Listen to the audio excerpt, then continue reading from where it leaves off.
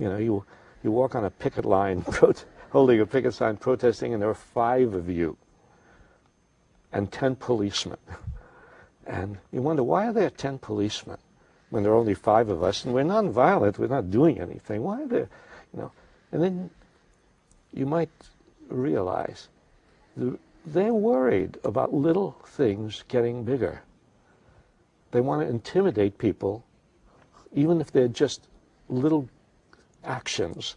They want to stop people right then and there before it gets bigger. So that tells us something. Yeah. Well, that makes me think of the other day I had the pleasure to hang out a little bit with Jim Brown, right? Mm. And he was talking about how activism was really a lot of it born from the blacks. You know, it started activism, you know, first civil rights, but then into the anti-war movement. And I was also thinking about, we stopped and visited San Francisco University.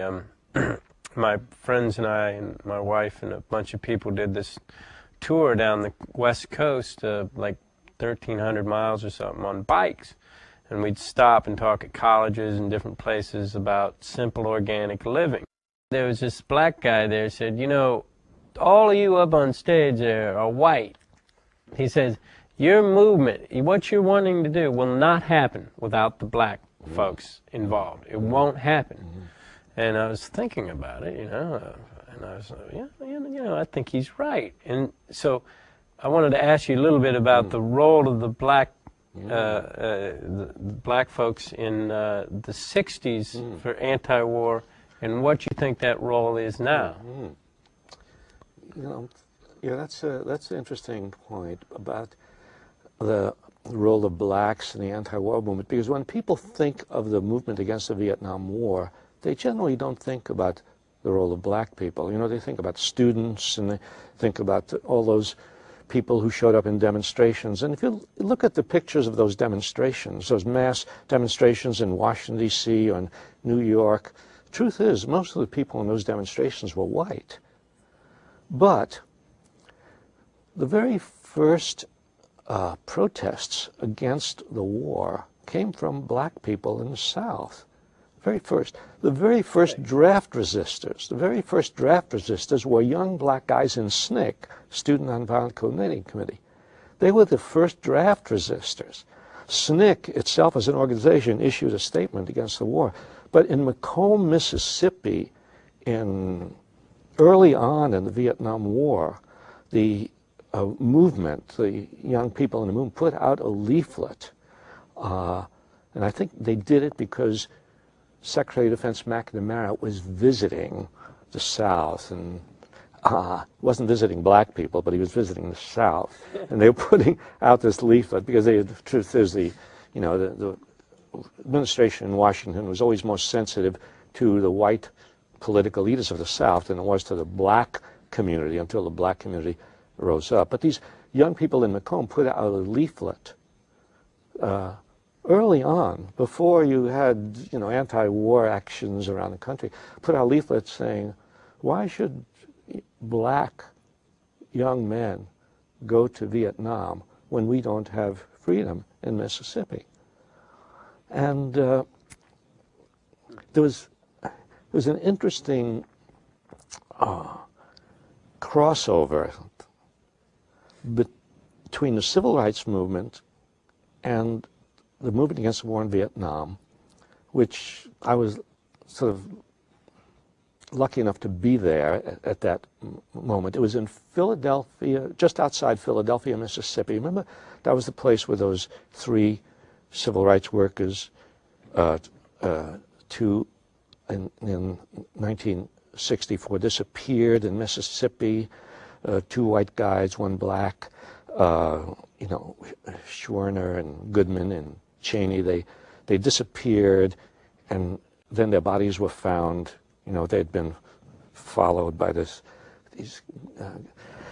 people outside of Philadelphia, Mississippi, and they were beaten badly, executed, buried in a grave. Finally, their graves were discovered, and anyway, and there was a memorial service for them that took place outside of Philadelphia in a field, and this was in the beginning of August 1964. And the parents of these three guys were there. You know, the three victims of this murder were there. And the young black guy who was sort of the leading organizer in Mississippi, a guy named Bob Moses, got up on a platform at this memorial for these three guys. And he said, he held up a newspaper from Jackson, Mississippi newspaper, and the headline said, LBJ says shoot to kill in the Gulf of Tonkin. The Gulf of Tonkin incident had just taken place, and that was the headline. LBJ says shoot to kill in the Gulf of Tonkin. And he said to this crowd, says, government wants us to go halfway around the world to kill people for reasons which they can't explain, and they are not willing to send federal marshals down to Mississippi to protect the lives of civil rights workers. And I thought that was such a connection between what was happening. And black people could see it. They could see a connection between the federal government's reluctance to protect black people in the South and the eagerness to go around the world to fight a war. There's this inherent kind of hypocrisy in almost every one of the government's programs, but certainly where it relates to war. My daughter, Denny, one day she comes into the kitchen, it's in the morning, and she said she just thought of a joke, kind of. So I'll tell you what joke she made this up. She says, knock, knock. Who's there? Okay. Darren. Darren who? Darren George Bush to stop using weapons of mass destruction. And I just wondered, like, it's one thing for people maybe to not understand that, you know, some things about, maybe they don't understand this is an oil war that just happened. Maybe they don't understand that. But shouldn't they understand that we're upset about the prospect of them having weapons of mass destruction, and so we use weapons of mass destruction? I don't know. It's interesting that probably maybe children can recognize that hypocrisy faster than we can because they haven't been as subject to that propaganda. They're sort of thinking for themselves, you know, in the way that when kids do art, they haven't been given lessons in art, so they can do paintings that are more imaginative than the paintings that people do who, you know, been told this is what you do, you know. So your daughter, it's interesting that your daughter could see that. Yeah. On the subject of free speech, now the thing to do, they don't seem to be enacting legislation. Well, I guess maybe with the Patriot Act and everything, there's certain things you cannot say. Probably eventually we won't be able to say anything about our government. I mean, right now they would be coming in like jackboots and beating the shit out of us. So you and I are trying to make the most of this last opportunity. Okay. All right. So we might just be fizzling out the last before. one, right? Now the thing that they do is like they have so much of the media on their side, you know. Like I one time was in the grocery store, and anyway, I never go to Ralph's, but for some reason I did, and they happen to have some organic produce, I might add. I wasn't buying inorganic produce.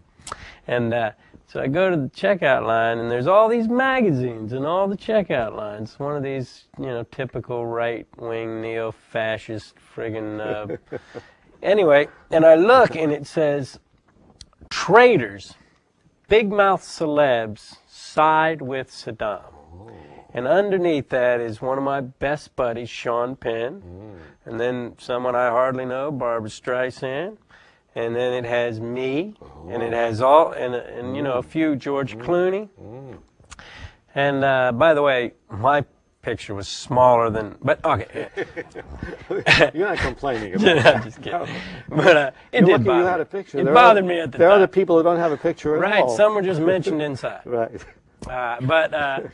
No, and so, you know, it seems like now the thing to do is, and then when I would watch even like a supposedly kind of, you know, not right-wing